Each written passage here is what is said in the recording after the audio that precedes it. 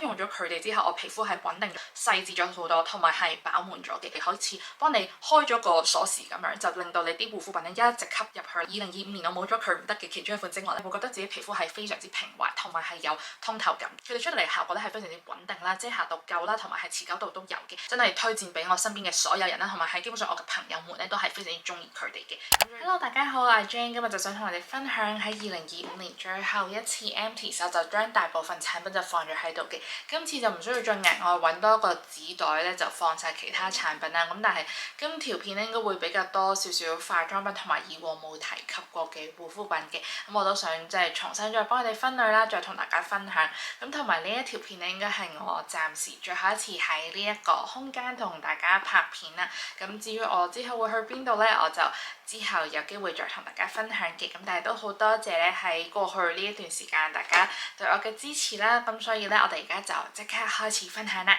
平時總有1-2件卸妝產品同大家分享，但係今次咧我就冇特別 keep 住佢哋，咁所以咧今次就冇特別要同大家分享啦。咁但係都離不開係加丹尼爾嘅積雪草卸妝精華露同埋係 Bioderma 嘅卸妝水。咁我哋就由洗面產品講起先。今次咧就用到韓國品牌beplain 嘅綠豆洗面膏，我自己係非常之中意，咁亦都可能係會回購嘅，因為咧佢入邊咧係有一啲微細嘅磨砂粒子，但係唔會話去到好 harsh 啦。咁洗面嘅過程咧其實係可以幫你去埋角質，令到自己皮膚油脂分泌係更加之平衡啦，咁都做到佢呢個 pH balance 嘅效果嘅，咁所以我自己係非常之中意啦，大家可以考慮下入手。然後就係嚟自韓國品牌 Anua 嘅深葉球77% 爽膚水，佢嘅流動性係非常之高，所以我係中意倒喺棉花濕敷，跟住朝早咧就係再攞嚟抹面嘅。就可以比較溫和代謝角質，咁同埋我覺得佢都有一定嘅保濕功能，同埋係真係舒緩皮膚嘅功能嘅。咁但係未來咧，我都會比較想用翻一啲韓國嘅棉片，咁就可以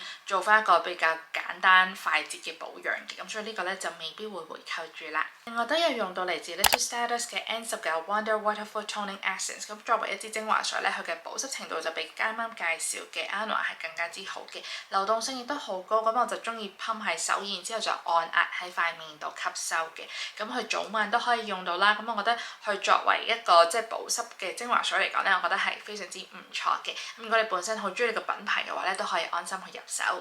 然後今年下半年咧，其實都正式入坑咗 Clé de Peau Beauté嘅護膚品。用咗佢哋之後，我皮膚係穩定咗啦，細緻咗好多，同埋係飽滿咗嘅。自己皮膚係有嗰種白裏透紅，同埋係真係好脹卜卜泵飽水。咁如果你問我，我覺得最大可以改善到我膚況嘅話咧，咁就應該係呢一支 Serum。搽完佢之後咧，你開始會發覺啊，你個皮膚係會透出嚟有嗰種轉光感嘅。真係試過有一段時間唔用佢哋啦，跟住再用翻其他護膚品咧，我係發現真係個效果係有明顯嘅分別啊！我就後嚟係 keep 住用翻佢哋嘅產品。首先我就有繼續回購佢哋嘅 Serum， 流動性係比較高啦，但係佢作為第一層皮膚嘅打底咧，佢係好似幫你開咗個鎖匙咁樣，就令到你啲護膚品咧一直吸入去，有嗰種飽滿啦，同埋係透亮感嘅。咁所以呢一支咧係我覺得最大嘅功臣之一。然後就視乎你嘅膚況咧，就睇下揀邊款嘅精華水啦。咁我自己係夏天咧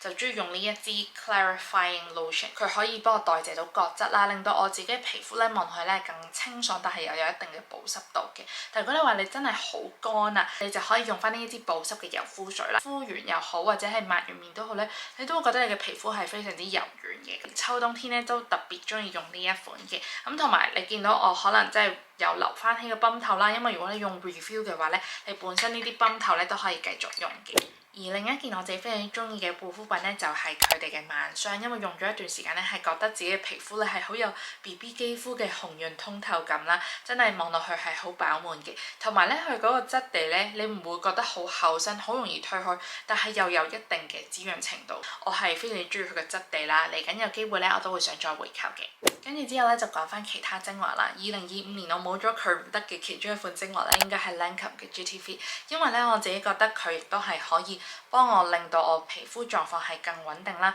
你本身皮膚有一啲細嘅粒粒嘅話咧，其實用咗佢之後咧，你會覺得自己皮膚係非常之平滑，同埋係有通透感嘅。佢都係做到一個好好嘅光澤感啦。再加埋咧，佢個質地咧係非常之清爽，咁所以朝早夜晚用咧都完全唔會起擦紙膠水。同埋因為今個新嘅配方咧係好適合敏感肌去用啦，咁所以呢一個咧我都係非常推薦俾大家嘅。咁當然我嘅皮膚咧都唔係一年365日都咁穩定啦，咁總有啲機會咧係比較容易爆粒粒嘅。咁喺呢個時候咧我就會用到 MEDIHEAL 嘅呢一款 Blemish Repair Serum， 佢入邊咧係有 niacinamide 嘅成分啦，咁佢冇乜香味，同埋佢嘅質地咧都係幾清爽容易吸收嘅。我自己覺得用咗佢大概係3-4日啦，你會見到你自己皮膚咧係會真係變翻平滑咗啦，咁同埋係我覺得佢消炎效果同埋修復效果咧都係有嘅。咁再加埋 MEDIHEAL 呢個品牌嘅面膜啊精華咧，我都覺得係性價比好高嘅。咁大家就有見到 Olivia 係有一啲促銷優惠嘅時候咧，就可以去入手啦。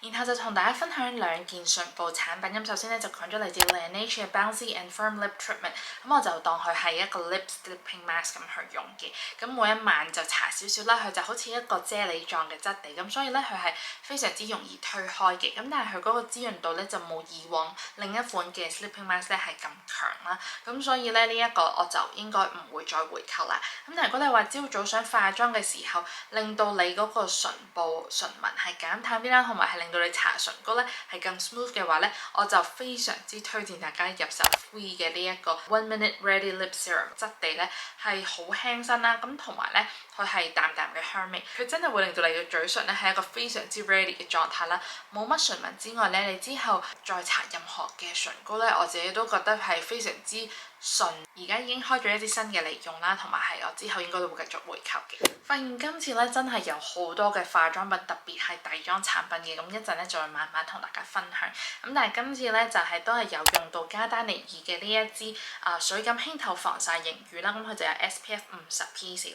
嘅。我自己覺得佢係我即係咁耐以嚟最中意嘅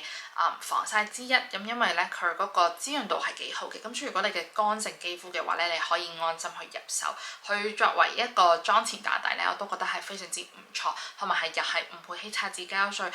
推開咧其實係都係非常之順啦，同埋係你唔會覺得好辣嘅。呢一款混合性中性乾性肌膚咧都係會中意嘅。咁如果你本身咧你話真係好怕辣嘅話咧，佢哋而家都有出一啲再輕身同埋水感啲嘅防曬嘅，咁大家有興趣咧就可以上網睇翻。然後咧就想同大家分享一支粉底，咁就係嚟自植村秀嘅小方瓶呢個咧保濕版本。我可以話植村秀嘅粉底液，不論係霧面版本定係滋潤版本咧，我自己都非常之中意。佢哋出到嚟效果咧係非常之穩定啦，遮瑕度夠啦，同埋係持久度都有嘅。咁再加埋咧係佢哋唔太會氧化。咁我自己覺得佢係上到面咧係非常之靚啦。咁所以咧基本上植村秀嘅粉底液咧係會我 keep 住會回購嘅。然後咧就想同大家分享5個 cushion。咁其實本身今年我原定嘅計劃咧係想拍一條片咧係講 cushion 嘅，咁但係後嚟就覺得時間應該唔太可行啦。咁但係就喺度簡單同大家分享啦。我自己個人最中意咧就係韓國品牌鄭宣沒露絲所推出嘅 Essential Skin Nude Cushion， 你冬天用超級靚，但係夏天如果你喺一啲比較乾燥嘅地方，或者係你本身係乾性肌膚用咧，都係非常之靚，即係佢嗰個表現係亦都係好平均啦，亦係有足夠遮瑕度啦，好貼面，同埋係唔太會氧化嘅。咁所以佢咧係我真係推薦俾我身邊嘅所有人啦，同埋係基本上我嘅朋友們咧都係非常之中意佢哋。嚟緊會去韓國或者係你冬天想揾一款好用嘅 cushion 嘅話咧，係可以安心去入手嘅。如果你問我適合香港夏天使用嘅 cushion 咧，咁我就會推薦以下落嚟呢2款，包括咧就係 YSL 呢個黑色皮革嘅 cushion， 同埋係 MAC 嘅呢一款 cushion 嘅。咁咧其實佢哋都係好適合混合性皮膚，佢哋嘅遮瑕度咧唔算話去到好高，但係佢哋嗰個質地咧就會係更加之清爽貼面得嚟咧，就係會偏霧面少少嘅。咁所以我自己覺得呢2款咧都係唔錯，大家係可以去考慮嘅。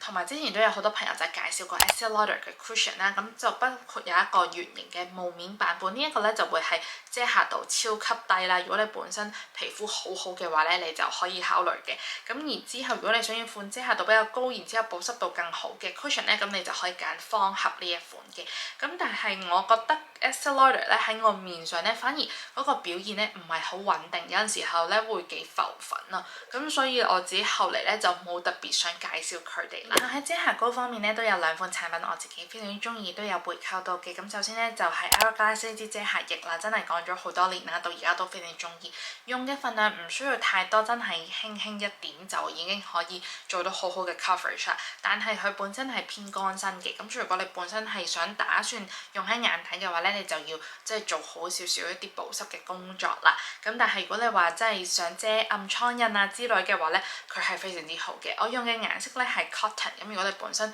同我膚色差唔多咧，就可以作為一個參考。咁至於喺眼底用嘅遮瑕膏咧，我就係非常之喜歡 KP 嘅呢一個雙色遮瑕膏，佢嗰個膏體係最貼膚啦，唔會浮啦，同埋係佢嗰個橙色、黃色都係做得好好，真係會令到你嘅黑眼圈咧望落去冇咁攰嘅。咁所以咧呢一個我都係會繼續回購。至於喺定妝粉方面咧，我就用晒 MAC 嘅 Studio Fix 碎粉啦。咁我自己本身對佢咧冇乜期待，但係後嚟真係發現佢係幾好用，因為佢咧係幾適合即係所有膚質去用嘅，夏天同埋冬天用咧，我自己都覺得好靚。咁佢咧都係非常之幼細啦，同埋係上到面定妝咧，你真係會覺得自己皮膚係好滑同埋開咗濾鏡嘅感覺嘅。咁所以呢一個咧，我自己覺得都幾唔錯啦。有機會我會想再回購嘅。至於帶出街嘅粉餅咧，咁我就用晒 Hourglass 嘅呢一款嘅粉餅啦。咁其實今年咧都有好多朋友就係介紹過嘅，我覺得佢嗰個粉質咧係比 CT 咧係更加之幼身少少啦。佢嘅定妝效果都係唔錯，同埋係即係搽喺眼底咧都唔會話好浮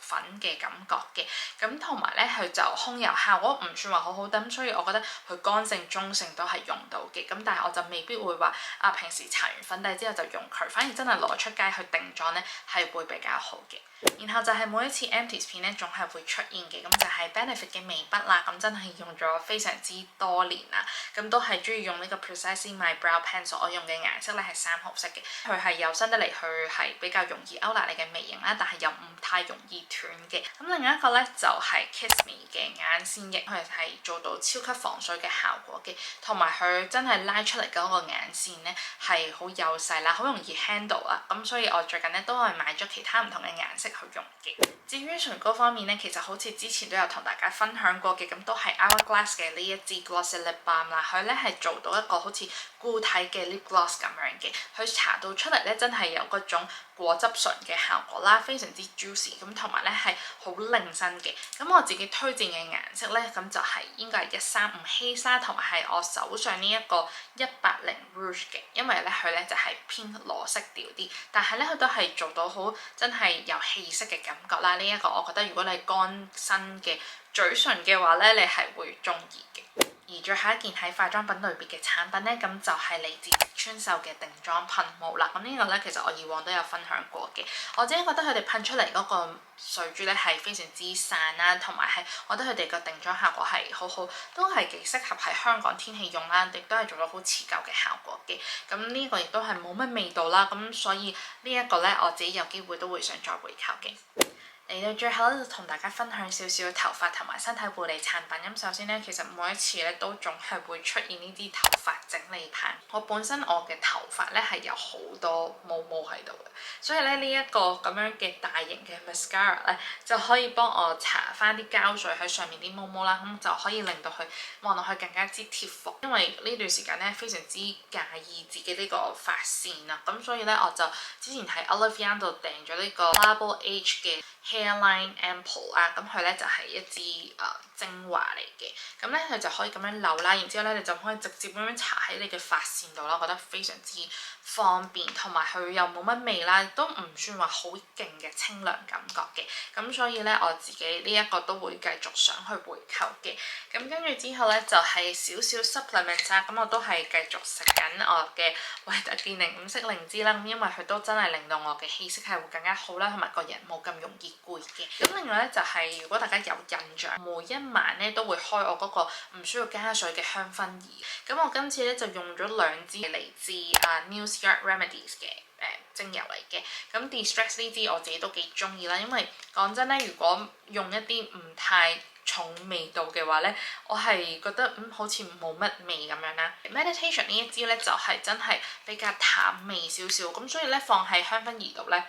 佢唔係話真係好出。最中意嘅一款精油咧，其實就係我另一款有用緊嘅，就係天竺葵啦。放出嚟嘅時候咧，我覺得非常之放鬆，同埋係容易去助眠嘅。咁始終因為香味係非常之個人，咁所以咧我都建議大家如果想揀佢哋嘅精油嘅話咧，最好去門市聞一聞啦。最後咧就有幾件沖涼產品嘅，咁首先咧就有 Fresh 嘅西柚嘅 Body Wash 啦。咁其實呢個咧我自己覺得係好適合夏天去用，因為聞落去咧係真係非常之清爽，同埋佢哋嗰個質地舒適啦，同埋係做到一定保濕度，但係又唔會話去到好立嘅，即係追求香味嘅人咧都可以去 Fresh 度睇一睇啦。最後咧就係間唔中會出現 Aesop 嘅天竺葵嘅 Body Cleanser 同埋 Body Balm 啦。咁我自己基本上咧就係平均嘅用量咧係用咗2支 cleanser 先會用得完一支 body balm 嘅，非常之中意啦。頭先都講到天竺葵係我基本上長期都會揀選嘅一款香味，因為好放鬆同埋係好療愈到你成日嘅疲勞感覺嘅，咁所以咧呢一個都係